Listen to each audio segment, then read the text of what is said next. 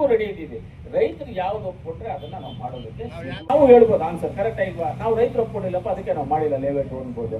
ಇಲ್ಲ ಜಾಗ ಪರ್ಚೇಸ್ ಮಾಡಿ ಮಾಡ್ಕೋಬೇಕು, ಪರ್ಚೇಸ್ ಮಾಡೋಕ್ಕೂ ರೆಡಿ ಇದ್ದೀವಿ, ತಗೊಳ್ಳೋಕ್ಕೂ ರೆಡಿ ಇದ್ದೀವಿ.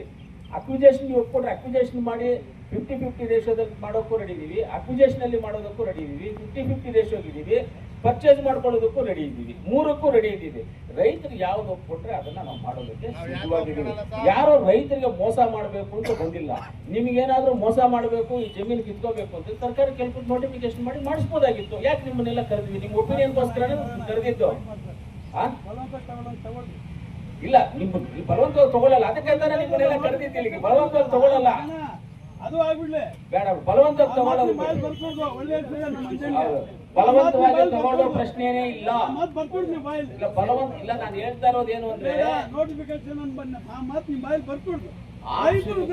ಅವ್ರು ರೈತರ ಉದ್ದೇಶಕ್ಕೆ ಬಿಟ್ಟಿರೋ ನಾವು ರೆಡಿ, ಖಂಡಿತವಾಗ್ಲೂ ರೆಡಿ ಅಂತ ಹಂಗೆ ಹೇಳ್ಬೇಡಿ. ಎಲ್ಲರೂ ರೆಡಿ ಇರ್ತಾರೆ, ಎಲ್ಲರೂ ರೆಡಿ ಇರ್ತಾರೆ. ನೀವು ನಾವು ರೆಡಿ ರೆಡಿ ಅಂತ ಚಾಲೆಂಜಿಂಗ್ ಎಲ್ಲ ಬರಬಾರ್ದು. ನಾವು ಚಾಲೆಂಜಿಂಗ್ ಬರುವಂತ ಶಕ್ತಿ ಇರೋರಂತೂ ನಾವಲ್ಲ. ಇಲ್ಲ, ನಾವು ಆ ಶಕ್ತಿ ಇರೋರಲ್ಲ. ನೀವಿರ್ಬೋದೇನೋ, ನಾವಂತೂ ಆ ಚಾಲೆಂಜಿಂಗ್ ಬರೋ ಶಕ್ತಿ ಇಲ್ಲ. ನಾನು ಹೇಳ್ತಾ ಇರೋದು ಆಪ್ಷನ್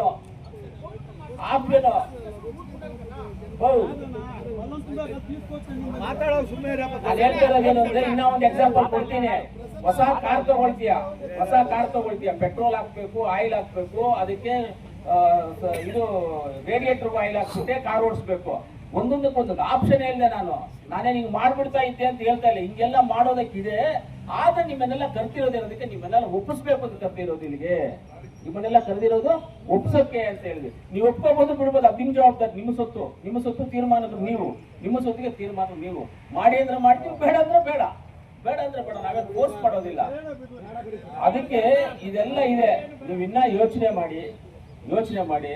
ಇವಾಗ 160 ಎಕರೆ ಜಾಗವನ್ನ ಗುರುತಿಸಿದ್ದೀವಿ. 160 ಎಕರೆ ಜಾಗವನ್ನ ಗುರುತಿಸಿದ್ದೀವಿ.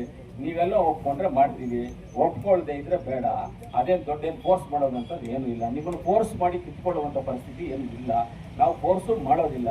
ನಿಮ್ಗೆ ಇಷ್ಟ ಇದ್ರೆ ಕೊಡ್ಬೋದು, ಇಲ್ಲಾಂದ್ರೆ ಬಿಡ್ಬೋದು.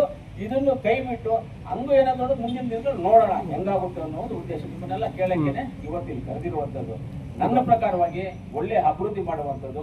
ಇವತ್ತು ಟಿ ಚೆನ್ನೈನವರು ಇಂದಿರಾನಗರ ಲೇಔಟ್ ಏನ್ ಮಾಡಿದ್ರು, ನಮ್ಮ ಗಾಂಧಿನಗರ ಆಗ್ಬೋದು, ಇವತ್ತು ನಮ್ಮ ಕೋಲಾರ ಟೌನ್ ಅಲ್ಲಿ ಪ್ರೆಸ್ ಕ್ಲಬ್ ಎದುರುಗಡೆ ಇದೆಯಲ್ಲ ಜಾಗ, ಅದೆಷ್ಟು ಚೆನ್ನಾಗಿ ಮಾಡಿದ್ದಾರೆ ಲೇಔಟ್, ಎಷ್ಟು ಚೆನ್ನಾಗಿ ರೋಡ್ಗಳಿದ್ದಾವೆ.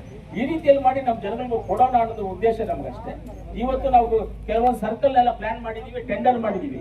ಕೆಲವೊಂದು ಸರ್ಕಲ್ ಎಲ್ಲ ಪ್ಲಾನ್ ಮಾಡಿ ಟೆಂಡರ್ ಮಾಡಿದೀವಿ ಏನ್ ಮಾಡ್ಬೇಕು ಅಂತ ನೋಡಿ. ಎಲ್ಲ ಈ ತರ ಮಾಡಿ ಇಟ್ಕೊಂಡಿದೀವಿ.